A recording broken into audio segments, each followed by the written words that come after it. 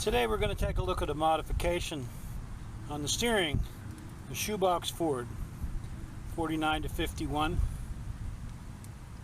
The original idler arm on the shoebox Ford was not very good, to say the least. It used a large nut that screwed into the center link with a left-handed thread, and then the idler arm worked back and forth on the threads.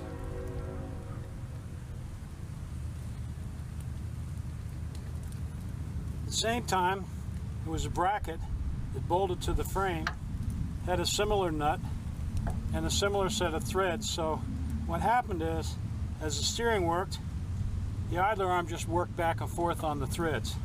And the arm itself never wore out, but the threads in the nut and the threads on the arm got sloppy, and then the idler arm was useless and had to be replaced.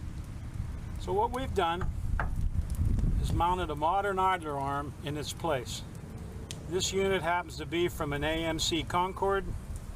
We've made a bracket that bolts to the frame, bolted the idler arm to the bracket, and then this uses modern technology in the pivot points, has a tapered pin at this end, and you can see that it's the same geometry as the stock idler arm and the same length when it's all mounted. Now, what we had to do to accommodate this was remove the big nut from the end of the center link, smooth out the hole, and then make a slug to put in the end of the center link, weld it in place with a tapered hole in it for the pin. And we'll show you that here in a minute.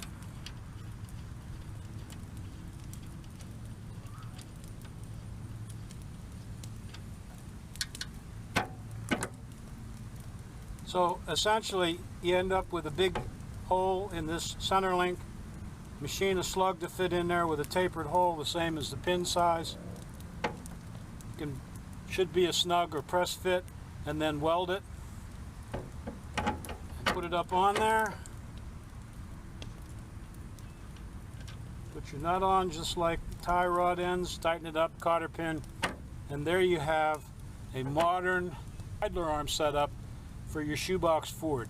It should solve a lot of the steering problems. There are some people that make a new center link with the tie rods in here in the center. Doesn't always work with different engine swaps that you do.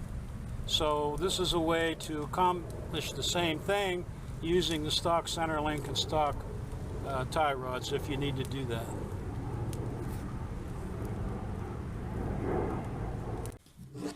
So here you can see what we've done to this stock center link. We've machined a spud or a slug, whatever you want to call it, to fit inside that large opening.